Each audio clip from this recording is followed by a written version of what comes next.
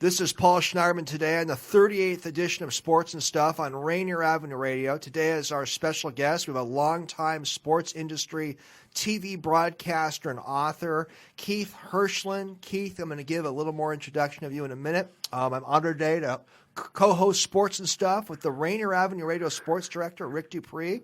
Rick is the host of the great 101 with Dupe show at Rainier Avenue Radio. Rick was a longtime Seattle radio host, and he now works in education. So it's fun, Rick, for the second time to be able to co-host Sports and Stuff with you. Yeah, well, I guess I did okay the first time. You invited me back, so thanks. Well, good to be here. I guess maybe I hit 250. What the heck with you. Today is my engineer. We have Daniel Billis. Daniel's been at Rainier Avenue Radio for a while. We have Rick's show on our Rainier Avenue Radio Sports Network, 101 with Dupe. We also have a show hosted by Granville Anderson, Renault Pepe, Laurent Pepe, Pep we call his nickname. The Lidline Sports, Mazita Marari is the host of the Seattle Sports Weekly. Mark Bryant is a Seattle Sports Fitness-based show. Pat McCarthy now hosts a show on the Metro Sports League. Want to throw out a couple plugs for our Rainier Avenue Radio sports co-host. Keith, I'm going to give a little more of an introduction of you now. Keith Hirshland grew up in a media family in Reno, Nevada. Keith's parents founded a local TV affiliate network station in Reno, Nevada. Keith has been in the TV industry, I think, for about 4 decades now, working in front, behind the camera. Keith, I can't get over it. You produced about every sport imaginable throughout your career. Keith has worked at ESPN. He's one of the early guys at ESPN2, or people, and was one of the first 40 people hired at the Golf Channel back in about 1994. Got a pioneer here today. Keith has had a special focus on golf beginning with the early 90s. Keith's 2013 book, which I finished this week, Cover Me Boys, I'm Coming In, Tales of the Tube from a Broadcasting Brat, great title of the book, by the way, is a memoir, which is a tribute to Keith's late parents. It also goes into Keith's career, special focus on his work at ESPN2 and the Golf Channel. Keith's also the author of 2 mystery books, and Keith is known to work with some of the biggest names in sports. Keith, thank you for coming on Sports and Stuff today on Rainier Avenue Radio. Well, thanks for having me, Paul. I appreciate it very much. And Rick, it's great to be with you guys. Likewise. Good to get you from 3,000 miles away. You're in Connecticut today, right? I'm not. I'm actually in Colorado. I'm home we just moved to Colorado Springs, my okay. wife and I. So we're in Olympic City, USA. Little update there. Well, Keith, I'm going to go over to Rick in a minute, but I want to ask the first question today. As I mentioned in the introduction, you grew up in a family that owned a TV station in Reno, Nevada, and I want you to share with us the influence that your late parents had on you in general and your career in the sports TV industry. I learned that your late dad, Lee Hirshland, is a member of the Nevada Broadcasting Hall of Fame. Tell us how your parents influenced you in your longtime broadcasting career. They were an amazing influence. I think everybody feels that way pretty much about their parents. But my mom and dad were pioneers. They were risk takers. They were doers. My dad got out of the Navy. We lived in Honolulu, Hawaii. I was born there with my older brother, but only lived there until I was 2 because the radio station that my dad worked at when he got out of the Navy was owned by a gentleman named Don Reynolds, who also had television stations all around the country. And he asked my dad if he'd be interested in going to Reno to be the general manager of his affiliate station in Reno, Nevada. And at the time, Reno only had 2 TV stations. They had 3 at a PBS station, but they had an NBC affiliate and a CBS affiliate. And when ABC came along, those 2 stations shared ABC's programming until my mom and dad kind of took us from what was a pretty comfortable life in Reno growing up to kind of sold everything that we had. And he got a group of folks together as investors, and they cobbled together enough money and enough enthusiasm and enough people to start the 3rd TV station in Reno. And I watched them do that as a pre-high school kid, and was just impressed as heck with everything that they were doing and everything that they tried to do and the commitment that they brought to the community through the TV station. So I had great influences growing up. Both my mom and dad worked at the station, and we went from. My dad had a Jaguar XKE, and my mom drove a Lincoln Continental to driving a Edsel station wagon, and with all of us in the car. And so it was a fun time growing up, but it was exciting, and they made a go of it, made it work, and it's a thriving station still today. Got the broadcasting bug at a young age. Rick, go ahead. I'm going to turn over to you. Yeah, I'm wondering, Keith, you talk about kind of living that kind of pre-teen or early teen years. How did that influence your entrepreneurial spirit? And as you got into this field and some of the pioneering things you've done with ESPN and the Golf Channel? Yeah, I'm sure it had, one of those subconscious things. Rick, I wanted to be a professional golfer.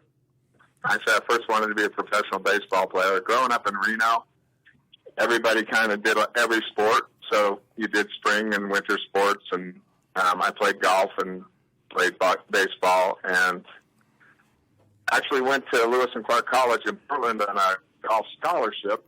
And decided, once I got there, I realized that being a pretty good player in Northern Nevada didn't translate to being a pretty good player national.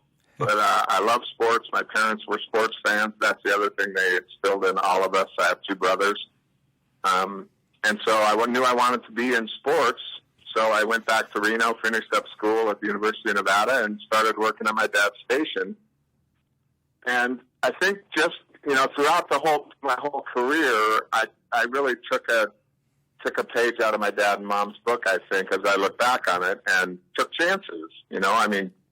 I moved across the country after working at a TV station in Connecticut without a job to try and work for Don Ohlmeyer in Los Angeles. And I had a comfortable job at ESPN and could have stayed there for my entire career, but the Golf Channel came along in 1994, and against everybody else's advice to stay away from it as far as possible, because a 24-hour, 7-day-a-week network divided only to golf was never going to work. I took the job anyway. So yeah.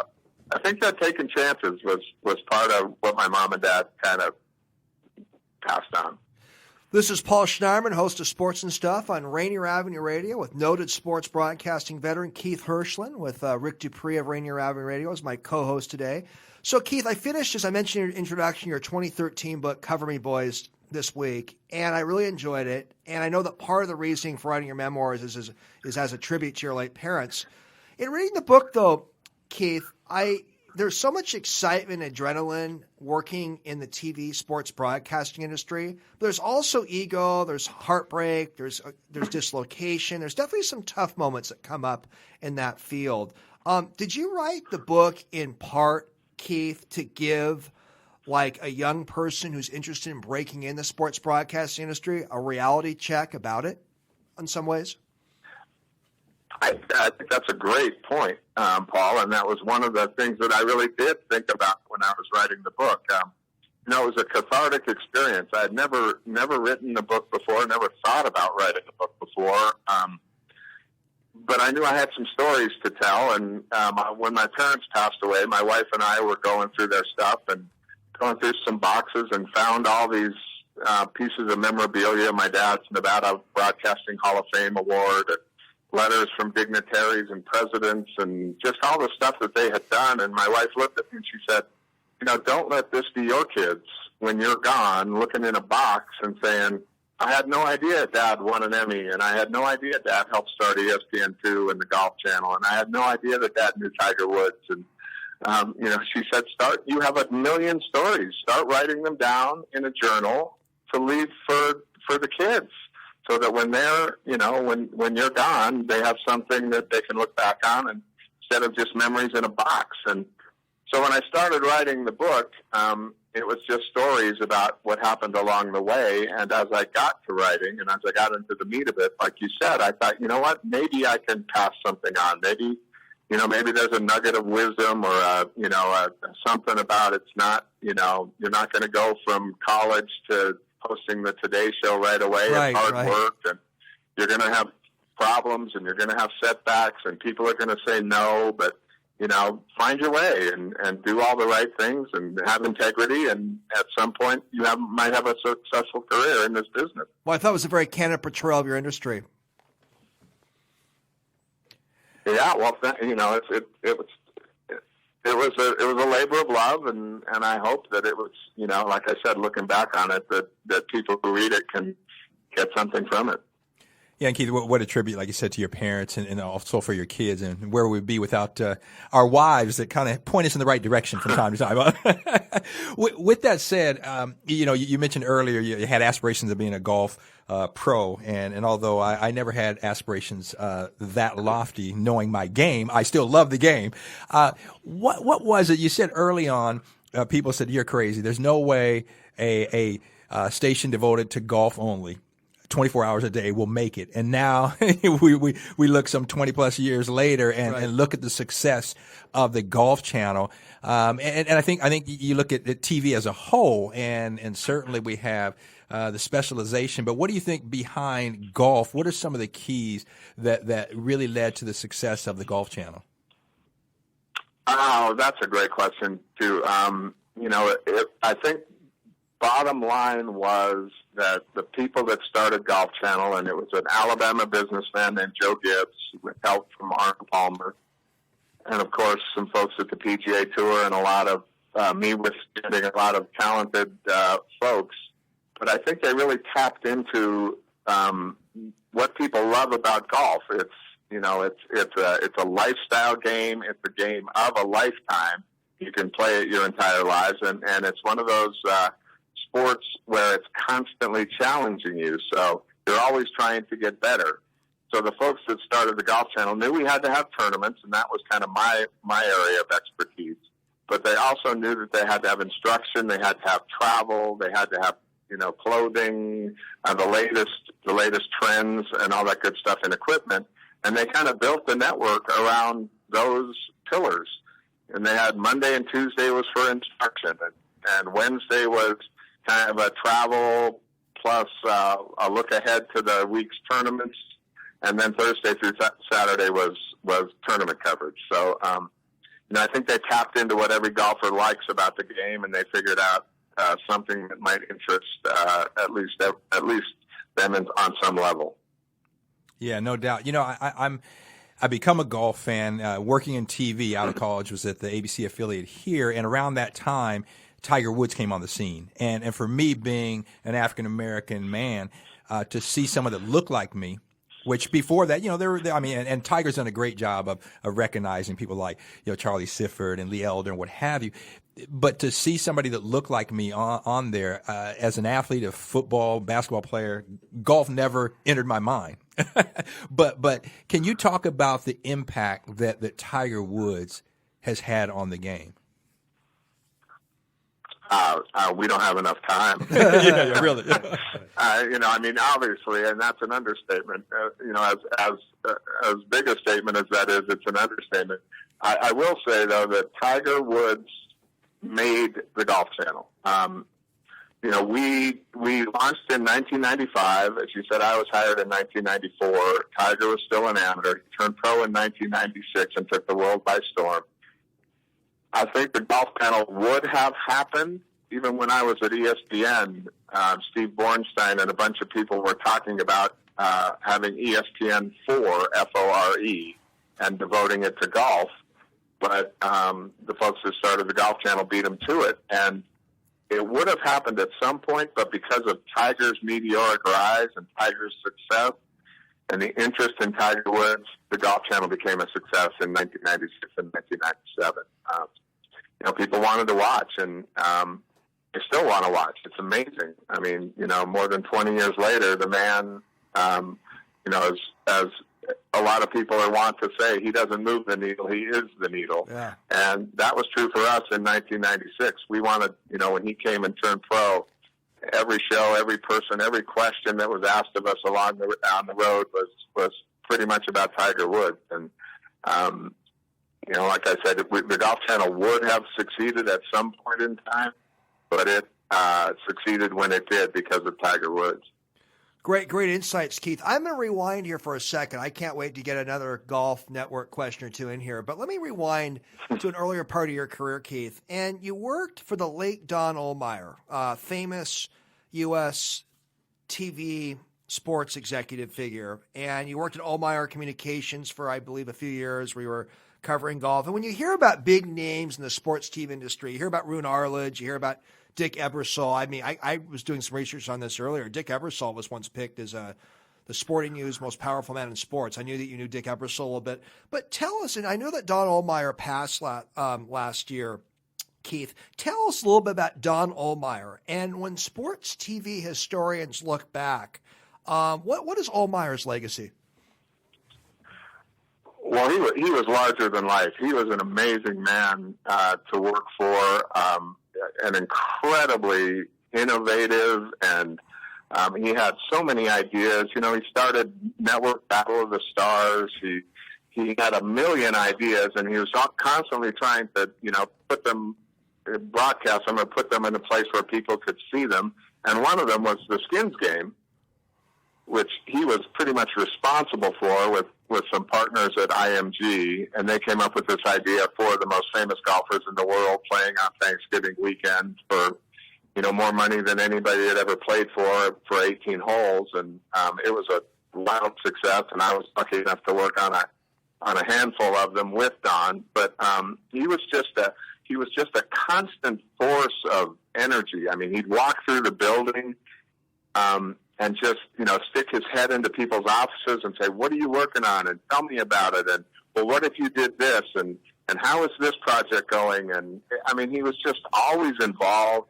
He always cared about the crew. And I think that I don't think he gets enough credit as people look back to see just all the things he was involved in and everything that he did. The Munich Olympics, the Indianapolis 500, Monday Night Football. I mean, the man was television sports in a lot of people's minds, and I constantly thank my lucky stars that I was able to be in his orbit for a half a dozen or so years. And then after I left Don's company, Don sold his company to ESPN, and that's how I got to Bristol.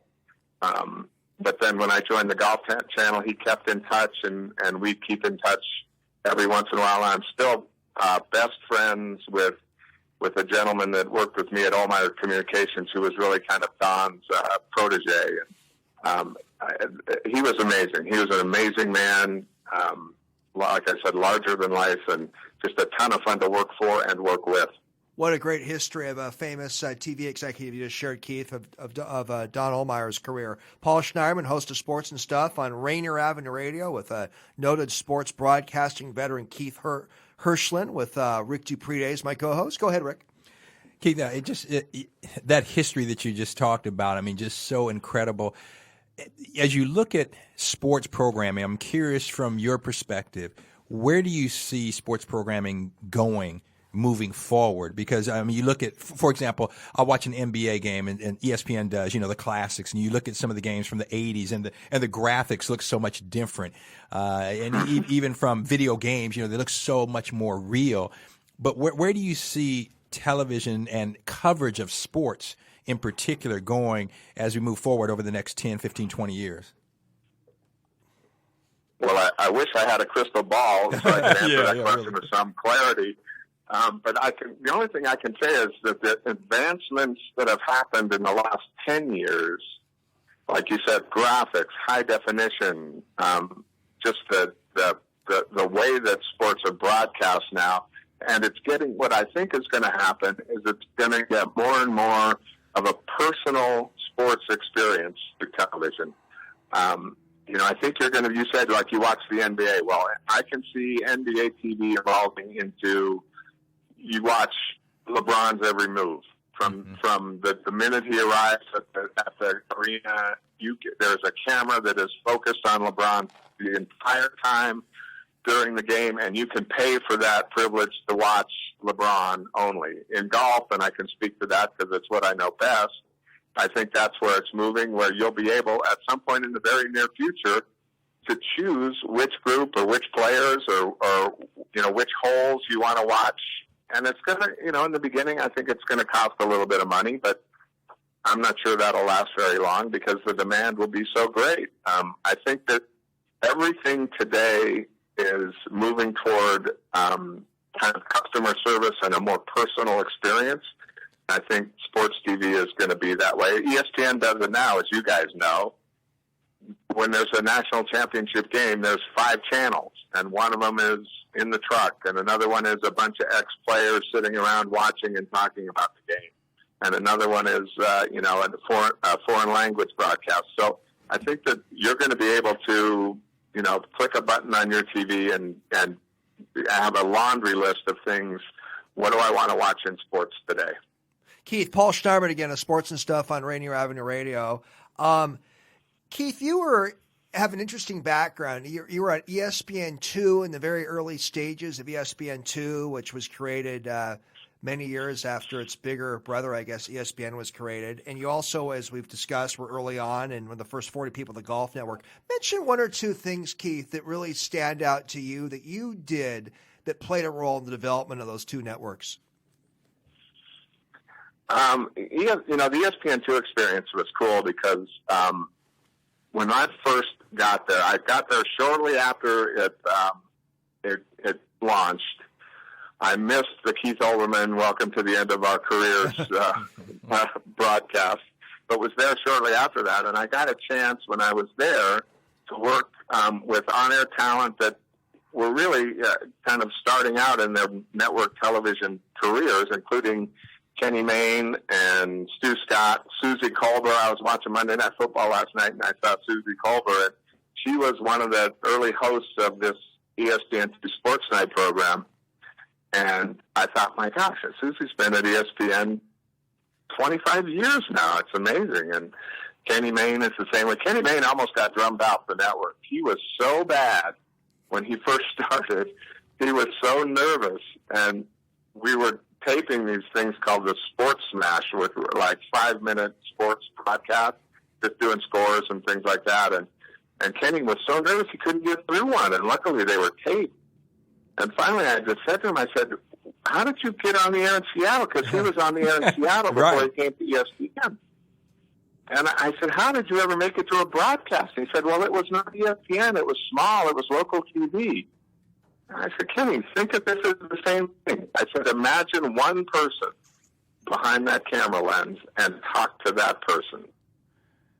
So he actually turned out to be a pretty good broadcaster, and that was fun. But at Golf Channel, I think it was in the tournament coverage part, because we didn't have a lot of money, and we were tasked with, broadcasting 4 days of golf tournaments, 30, 35 golf tournaments a year, and we had to come up with creative and innovative ways to move cameras around and work with talent that maybe hadn't done a lot of television before. So, I'm not sure I'd like to think I had some influence and some impact on guys like Jerry Foltz and Kurt Byram, who I hired, that are still doing a great job on Golf Channel today. But, it's such a team effort. As you guys know, any show, any broadcast, anytime you go on the air with anything, there are dozens, if not hundreds of people that are responsible for this, and a lot of them don't get the credit, but every single one of them is critical in a good broadcast. Keith, we only have about 4 minutes left, but I want to get a quick question in, and I'll throw it over to Paul. But you mentioned one of my favorite broadcasters, and he kind of grew up. We saw him grow up on the air, and that's Stuart Scott. And can you, in maybe a minute, just kind of summarize what a special guy he was? And I think for a lot of us that saw him and his fight with cancer, his battle with cancer, just the way that he carried himself and how he lived for his daughters, and but just again, for me, again, seeing someone that looked like me on the air and get that opportunity, what he meant, I think, for a lot of young broadcasters, can't necessarily be measured in a lot of ways. He's quite a guy. Yeah, that's true. And Stu, I was so fortunate to be able to work with Stu for those months that I was there. And I think the best thing that ever happened to ESPN was that Keith Olbermann was so hard to work with and couldn't maintain a relationship with any of the producers or anybody at ESPN2, so he went back over to the mothership, ESPN, and that gave Stuart Scott the opportunity to be the every night full-time host of that program, Sports Night. And, it was just a joy every day to work with him. I've worked with very few broadcasters who had less of an ego, more integrity, and cared not only about sports and his job, but the people with whom he worked. And, it was Stuart's mission almost every day to make sure that everybody knew how important they were. came through in his work. He was an amazing guy and an amazing broadcaster. Great feedback, Keith. It's fun to hear your feedback about two legends, Stuart Scott and Don Ohlmeyer. We only have less than 2 minutes left, and I got two more questions. My first question here, my last question, and pine in here in a minute, is what does the future hold for Keith Hirshland? But I do have a question about that Casey Martin episode. He was a young man that had a birth defect, and he went to the U.S. Supreme Court where they ruled on the Americans with Disabilities Act, get a right to play golf with a card. I know my lawyer background's coming out here a little bit here, but what was the reaction of Casey's claim with a lot of the Golf Network people? Were most favorable of his claim or most against it? Real quickly, what was the reaction in your network about Casey Martin's disability rights claim? I would say 99% was completely positive toward Casey and his efforts to try and play professional golf. And I think the 1% that might have been a little bit negative were the old school guys that felt like walking, was an integral part of the game, and it was part of professional golf, especially on the PGA Tour level, that you had to walk. But overall, that sentiment really took a back seat. I think to a person at the network, either inside the building or outside the building when we were doing tournaments, as we were all rooting for Casey and all behind him, and loved watching him. And he won the first golf tournament. He came back, and we were lucky enough. I was lucky enough to be in the truck for that, and it was amazing. It was a great story, and he's still a great guy today up there in Eugene. I see him every once in a while, and we kind of laugh about the old days, but he's a great guy. Great feedback of a major guy in golf history. Well, we have less than 30 seconds left, Keith. What does the future hold for Keith Hirshland? Well, I'm still writing books. I'm writing my fourth one right now, another fiction book. I think my nonfiction days are over. I pretty much hope that I told every story I had to tell. But like I said, I'm here in Colorado Springs with the family. My wife just took a job with the United States Olympic Committee, so I'm here supporting her, and I'll do a handful of TV events for friends who they'll call up, and if they need some help, I'll jump on a plane and help them out with an event. But other than that, I'm writing books and enjoying life in Colorado Springs. Well, Keith, on behalf of my co-host here, Rick Dupree, as well, and our producer, Daniel Billis, thank you so much for coming on Sports and Stuff on Rainier Avenue Radio. It was my pleasure. Thanks, guys. Have a great night. You too.